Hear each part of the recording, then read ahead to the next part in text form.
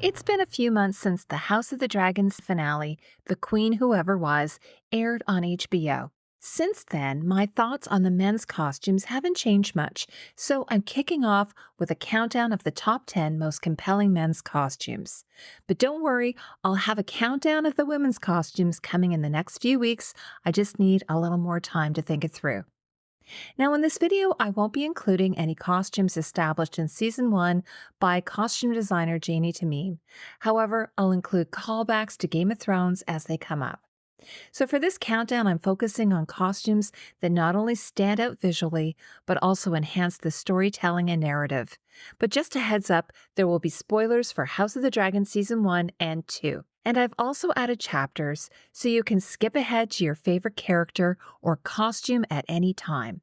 Now let's dive into the countdown. Number 10, Aemond riding leathers. Aemond cuts a fine figure in the episode The Red Dragon and the Gold, sharply dressed in a long-line leather asymmetrical doublet, trousers, and tall boots.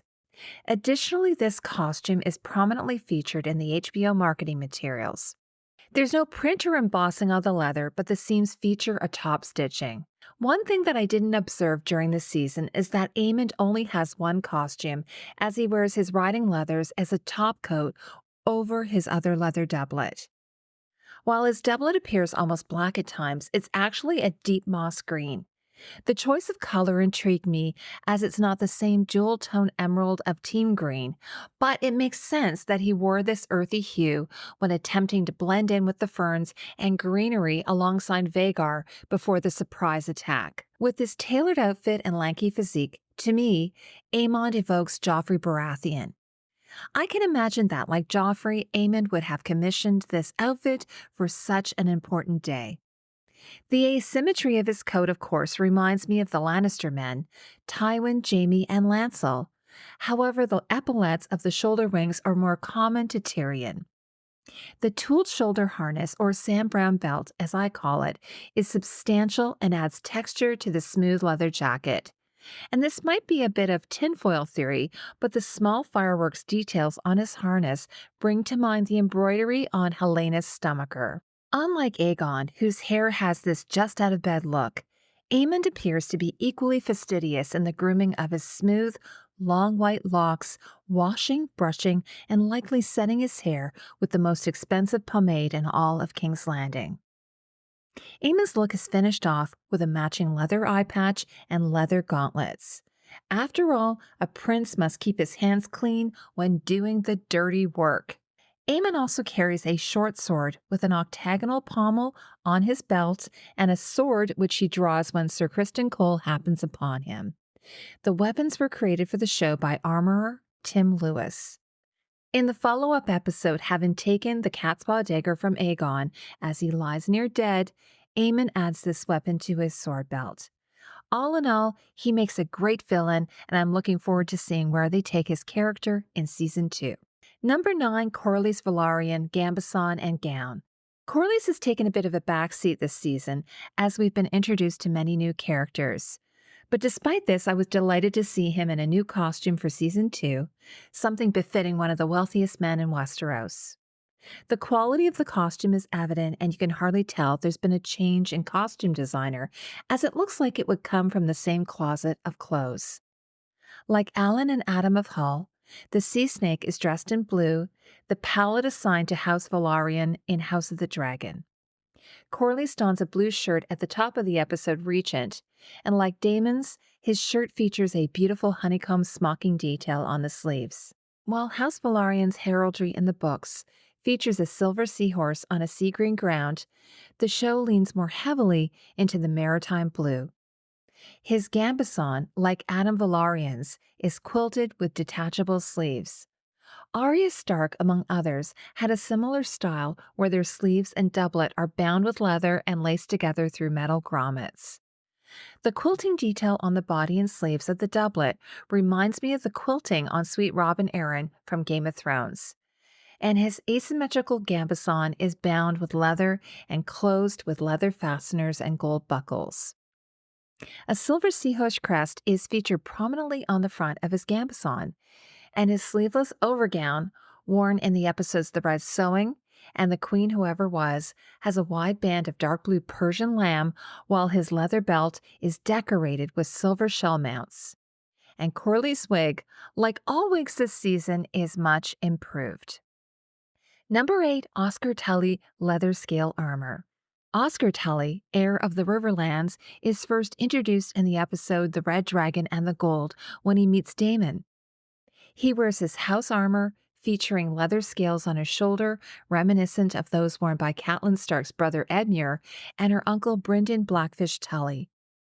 In the books, Brynden is initially outfitted in heavy gray plate armor and helm, but switches to mail and leather when leading outriders. He also owns gray ring mail under blackened steel with a black trout crest on his helmet. While Edmure and Brendan's armor displayed the family crest directly on the scale armor, Oscar's design incorporates a hardened leather gorget embossed with the Tully heraldry, a silver trout leaping against a red and blue background. It isn't until the episode The Red Sowing that we see Oscar Tully, now Lord Paramount of the Riverlands, in full armor. He arrives at Harrenhal on horseback, donning a complete suit of armor and an open-face bassinet helmet. The costume team emphasizes Tully house colors, featuring a red leather quilted gambeson worn over a blue cloth gambeson. His look has been elevated with a new leather and bronze gorget, replacing the simpler leather one from before. Now completing the ensemble are brown trousers, tall brown leather boots, leather gloves, and hardened leather bracers for extra protection.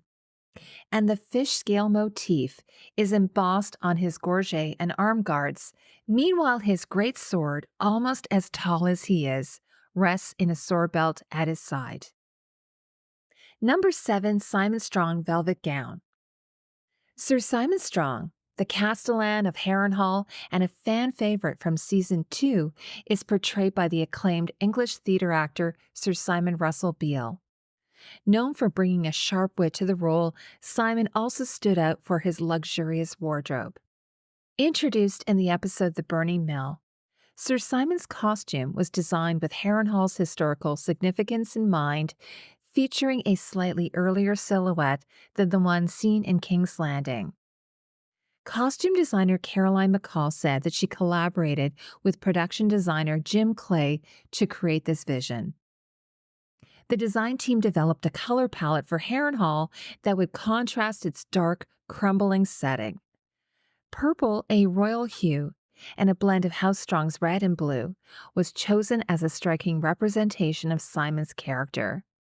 Simon's great-nephew Larys Strong wore variations of Tyrion purple in Season 1. McCall ensured that Simon's costume not only looked luxurious but also worked on camera in low-light environments. Although the costumes appeared bright in the workroom, she said they were weathered and adjusted to retain their vividness in the shadows of Harrenhal. And for his first appearance, Simon wears a Renaissance-inspired ensemble that includes a soft purple velvet gown, possibly crafted from prune-colored silk velvet sourced from Top Fabric of Soho in London. Over this, he dons a brocade overgown with an oversized Persian lamb collar, both sumptuous and practical for keeping warm in the castle's cold halls. The fabrics evoke the rich details seen in Renaissance portraits by Moretta de Brescia, Hans Holbein the Younger, and an anonymous portrait of Thomas Wentworth from the 16th century. Adding to the richness of Simon's look are gilded spherical buttons inspired by 9th century Gombyki buttons from the Czech Republic. His costume is further adorned in the episode The Red Dragon and the Gold with a livery chain of office featuring a left or sinister hand from the House Strong sigil, although it is a right hand. To combat the chill, Simon also wears knit fingerless mitts, a practical touch to ward off arthritis in the damp surroundings. Number 6, Simon Strong Brocade Gown. Simon's second look features a stunning bronze brocade gown paired with an overgown first seen in The Red Dragon and the Gold. The gown is fastened at the front with bronze metal clasps, while the heavy brocade overgown is adorned with intricate bronze or gold tracery, giving it a rich, opulent appearance. The gold detailing brings to mind the lace gown worn by Queen Marjorie Tyrell in Game of Thrones. In the episode The Red Sewing, the full-length gown is especially striking with the feature of long flowing sleeves. This ensemble is finished off with several rings on his fingers, adding the perfect final touch to this magnificent outfit. And then for the series finale, The Queen Whoever Was, Simon's look is refreshed by swapping the gold undergown for the deep purple velvet gown. I want to take a moment to do a shout out to my awesome patrons. If you'd like to support my channel in a more meaningful way, consider joining my Patreon community where you get access to member perks. Another way to support me that won't cost you anything is by subscribing to my channel or leaving a comment. Now on to the top 5 list. Number 5, Aegon Valyrian armor. Now, when I began working on this countdown, I had this costume closer to the bottom, but decided that it needed to be in the top 5 of the countdown. As I've mentioned in previous videos, I'm not a fan of King Aegon II Targaryen's crown, first introduced in House of the Dragon Season 1. However, I do think his suit of armor, with its old-fashioned appearance, complements the dark, witty aesthetic of Aegon the Conqueror's crown and the bastard sword Blackfyre. Now, Aegon first wears Aegon the Conqueror's Valyrian steel armor in the episode The Burning Mill, but it's not until the Red Dragon and the Gold that we see him in the full suit, complete with the pauldrons and helm. I found the armor's story arc in the show fascinating, from Aegon's initial struggle with the ill-fitting armor to his fully armored ride on Sunfire before being torched by his brother and crashing to the ground, and then finally to the maesters removing the steel plates in the episode Regent. It was a compelling journey. In the books, it's mentioned that Aegon the Conqueror wore a shirt of black scales, greaves, and gauntlets, though there's no mention of it being made from Valyrian steel. However, both his crown and the sword Blackfyre are described as forged by Dragonflame and Valyrian steel. So showrunner Ryan Condal said in a behind-the-scenes interview, it felt right that Aegon the Conqueror would have a suit of Valyrian steel armor from his time in Old Valyria, passed down as a House Targaryen family heirloom, light yet incredibly strong due to its make.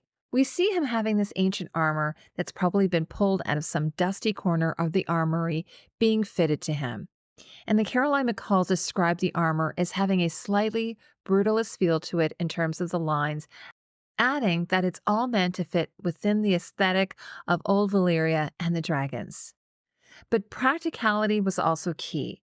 So from a design perspective, McCall wanted the armor to feel articulated and emphasize the importance of its flexibility, especially since riding a dragon would require a great deal of movement and adaptability. Now, in my opinion, the chevron pattern on Aegon's breastplate is reminiscent of Loras Tyrell's green arming doublet in Game of Thrones. And like Aegon's faction, green is the dominant color of House Tyrell. There's also a historical parallel in the Italian field armor worn by King Henry VIII of England. King Aegon's helmet, meanwhile, shares a similar shape to the barbute-style helm worn by Targaryen Kingsguard Sir Arthur Dayne in Game of Thrones. The triple comb detail on the top of the helm is reminiscent of historical examples like this German Maximilian-style close helm from around 1525, or this 16th century Spanish conquistador's Moravian Cabasset helm. Now, Aegon the Conqueror's armor, like all the custom armor in the show, was crafted by costume effects supervisor Simon Brindle, who handled its practical application on the actor's body. Normally, a build like this takes 16 to 20 weeks, but for a bespoke piece where every element is sized to the actor, each piece must be made from scratch, so it was a 20-week project. McCall said that she aimed to introduce scale mail as well, and this was eventually achieved with Aegon, who wore it on his sleeves and skirt. And if you look closely, you'll notice the metal scales on the sleeves of Aegon's Gambeson resemble dragon claws, which also remind me of razor blades. During the Battle of Rook's Rest, as depicted in Fire and Blood, Aegon suffers broken ribs, a fractured hip, and severe burns on half his body, particularly his left arm. But despite wearing the Valyrian steel armor, which typically offers protection, Aegon was flying drunk, and you might assume his face and arms, not covered by armor, would be the least protected, but it was actually the opposite. Prosthetics designer Waldo Mason explains in a behind the scenes video that his burns aren't a direct result of the flame, but from the armor heating up and searing into his skin like a hot plate. Valyrian steel armor in Game of Thrones lore is flame resistant, unlike regular armor that would just melt. Now, I really appreciate how the show portrays the maesters carefully removing Aegon's armor piece by piece to minimize further injury. His cuirass, made of multiple plates, was meticulously broken down for the scene. McCall noted that was a big breakdown job for Timothy Shanahan, our chief of breakdown. He blackened it using some really lovely techniques, she said. David, who specializes in jewelry, made the chainmail look melted to give it the authentic look of something that had been through flames. Tom Glyn Carney, who plays Aegon, was thrilled with the final result. He said they worked unbelievably hard on creating the armor, the helmet, and everything that goes with it. The attention to detail is mind-blowing. The Conqueror's armor is very heavy, but it looks amazing. Valyrian steel with a crown built into it. It took a while to get it right, but I've never felt more heroic in my life. Number 4, Daemon Black Leather Doublet Ensemble. Like many of the costumes on this list, Daemon spends several episodes wearing this coat with black trousers, tall black leather boots, and his sword and dagger belt. It's the same coat he wears in the poster. Unlike his other coats from Season 1 and 2, this coat has no fasteners, but it's closed at the center front with hooks and eyes, and the skirts are open at the front, sides, and back for ease of movement. With the pools of water from the leaky castle, the slightly wet-look, inky black leather really lends to the spooky nature of Harrenhal. The coat features this amazing detail on the front and back of the jacket, and now that I have some better pictures, I can zoom in to get the details. One thing that I appreciate about this coat are all of the textures present, something that we didn't see in Season 1. Weathered black patent leather that makes up the main body of the doublet and sleeves, a fabric you might see in a well-loved motorcycle jacket. The center panel of the front and back of the coat feature a triglyph motif of sorts. One of my viewers asked me if I know where the fabric comes from. Now, I suspect it's also leather, and its likely source is Italian leather producers D'Alessio Galliano. The shoulder rings feature a black suede or velvet diamond reptilian scaly motif fabric that is carried through on the sleeves, and it's bound with more leather and a cool, jagged edging. But my favorite part is the V-section detail around the collar on the front and back of the coat, a detail that appears to be runestone iconography. Years ago, in a video about Jaime Lannister's Kingsguard White Cloak armor in Season 1, I pointed out that the engraving on the armor resembled the unis or runestone style of the Viking Age, characterized by slim and stylized animals interwoven into tight patterns. In our world, runestones serve 3 main functions: memorials for the dead, self-promotion, and religious belief. When prominent people, usually men, died, a stone was erected by family members as a memorial piece. The details on Daemon's jacket, in particular on the front and sleeves, resemble the Unis style dating back to around 1100. Here are a few examples of Unis style of runestones. You can see similar details on the chair with the broken back in Harrenhal where Daemon sits. And you might recall that Daemon killed his wife, Lady Rhea Royce of Runestone, who wore leather armor engraved with a runic alphabet. According to the Game of Thrones books, House Royce has several sets of ancient bronze plate armor inscribed with runes believed to make their wearers immune to injury. However, many Royces, including Rhea, who was murdered while wearing the armor, have died wearing them. I have one small quibble with this costume in that I think it would have looked better on Matt Smith if the coat had some padding in the shoulders to give it a bit of a lift, as he has slightly sloping shoulders. But otherwise, a fabulous costume. Number 3, Gwayne Hightower Armor. In the episode The Burning Mill, we are properly introduced to Sir Gwayne Hightower, the eldest son of Sir Otto Hightower and brother to Alicent after his brief appearance at King Viserys' tournament in Season 1. Gwayne's armor in Season 2 marks a significant upgrade from his earlier Rook's chest piece look. He now wears a striking green velvet brigandine paired with plate armor that includes a gorget, pauldrons, and forearm guards adorned with decorative bands reminiscent of the Kingsguard armor. Interestingly, Renly Baratheon also sported a studded velvet brigandine. Beneath the brigandine, Gwayne wears a green suede, knee-length quilted gambeson with studded sleeves and skirts with a mail shirt top layer. His lower armor includes fods, knee plates, and greaves to protect his shins. His look is completed with a leather sword belt featuring gold mounts and a flowing green velvet cape. Gwayne's armor, one of the finest seen in the series so far, is not only elegant but also highly protective.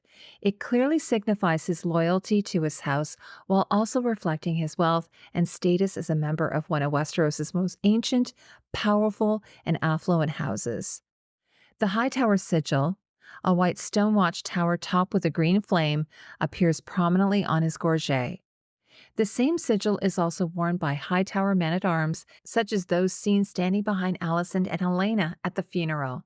In the episode The Red Dragon and the Gold, Gwayne adds an open-faced bassinet adorned with matching decorative bands and wields a heater shield emblazoned with his house crest. Finally, in the season finale, The Queen Who Ever Was, Gwayne removes his brigandine and plate, revealing his gambeson underneath. The gambeson is fastened with leather straps and gold fasteners, and its detachable sleeves are laced at the shoulders for enhanced mobility. Number 2, Aegon Court Costume. The newly crowned king spends a day in his new costume in the season premiere episode, Son for a Son. Aegon makes a regal impression during his visit to Helena's apartment to find his heir for a Take Your Heir to Work day and at the small council meeting. Aegon strikes a commanding figure in his vivid green doublet, the color popping now that the show has somewhat corrected the darkness problem of Game of Thrones and House of the Dragon. Showrunner Ryan Condal said, "Season 2 is much more in line with my particular aesthetic and what I think the show should look like." However, if you see the costume on a mannequin display, the costume is even more striking as the texture of the fabric appears flat on screen. It just goes to show you that, like Simon's costume, the wardrobe team has to keep in mind the desaturating of color when creating costumes for the show. Aegon's doublet is adorned with a metallic gold embroidery variation of his sigil, featuring a mirror image of Sunfire the Golden, showcasing the incredible work of Michelle Carragher and her team of embroidery artists. Additionally, Aegon's chain of order, once worn by his father Viserys, now incorporates extra links. When sitting on the Iron Throne, Aegon adds a cape fastened at his shoulders with 2 brooches. The fullness of his skirts, enhanced by gores, is evident both in Helena's apartment and when Aegon sits sideways on the throne with his mates.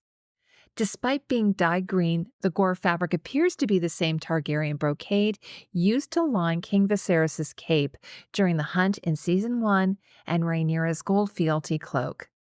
Of course, Aegon wears Aegon the Conqueror's crown, established in Season 1. I do prefer the way it sits on his head this season, although some of you have mentioned that it appears too big for his head, which seems fitting as the young king likely finds his new position overwhelming. And the number 1 most compelling costume is Jason Lannister armor. Hear me roar! From the moment I saw this costume in the episode Small Folk, I knew it was my favorite of the season. We were first introduced to the arrogant Jason Lannister, Lord of Casterly Rock, and head of House Lannister back in Season 1 and the episode Second of His Name. Of Jason Lannister, Viserys quipped, "That man's pride has pride." The episode opens on a light note with Jason and his cavalry squaring off against House Lafort. Both Jason and his twin brother Tyland, Aegon's master of coin, are portrayed by English actor Jefferson Hall. Despite their scenes being tightly knit together, the wardrobe team did a fantastic job making each character visually distinct. While the Lannister armor retains the red, black, and gold color scheme seen in Game of Thrones, the aesthetic has shifted. In the earlier series, their armor had a more Japanese influence, whereas here it takes on a Greek or Roman vibe. Jason, always keen to outshine everyone, sports armor that's a cut above the rest. For example, while most soldiers wear simple dark red cuirasses, Jason dons a muscle cuirass, an ancient style meant to imitate the ideal male physique. To give you some context, here's an example of a Greek panoply from around 340 to 330 BC, featuring a helmet and muscle cuirass. Jason's version is even more extravagant, adorned with gold swirls. One element that carries over from Game of Thrones is the use of the embossed lion on the gorget and pauldrons, much like those worn by Lord Tywin, Sir Jaime, and King Joffrey. Costume designer Michelle Clapton based these designs on the lion armor in the Royal Armouries collection. Jason's pauldrons, however, are the biggest I've ever seen on the show, with a lion that looks almost like an exact replica of the historical example. Jason's armor is also decked out with gold bands and gilded details, emphasizing the difference between the Lannisters and the lesser houses. The engraved motifs on his armor echo those seen on Jaime Lannister's cuirass. It's likely that Simon Brindle, who worked as the costume armor supervisor on Game of Thrones, reused some of the original patterns. In my analysis of Jaime's armor from a few years ago, I pointed out that these motifs resemble runestone markings, with one even looking like an abstract of Yggdrasil, the Norse tree of life. In Norse mythology, Yggdrasil is the frame that holds the universe together, with all realms resting on its branches and roots. Jason's tooled belt, which looks repurposed from Season 1, is adorned with golden lion mounts. Underneath his armor, he wears a black/leather gambeson, which I suspect again was made by D'Alessio Galliano, the same supplier used for Tywin and Cersei Lannister's costumes in Game of Thrones. Jason's helmet, along with those worn by his men, takes inspiration from Roman designs. Here's an example of a Roman infantry helm from about the 2nd century AD. Additionally, here are two Attic-style helmets with crests, one from Melos, Greece, dating between 300 to 250 BC, and another similar to Jason's from the same period. Jason's helmet is topped with a lion crest, and the look is completed with a crimson velvet cape. He wears this striking armor again in the Season 2 finale, The Queen Who Never Was. This costume perfectly encapsulates Jason's vanity, making it one of the standout designs of the series. Let me know in the comments your favorite men's costume, and stay locked to my channel as I'll have more House of the Dragon content coming your way during the drought. As always, thank you for spending time with me. I'll see you in the next video.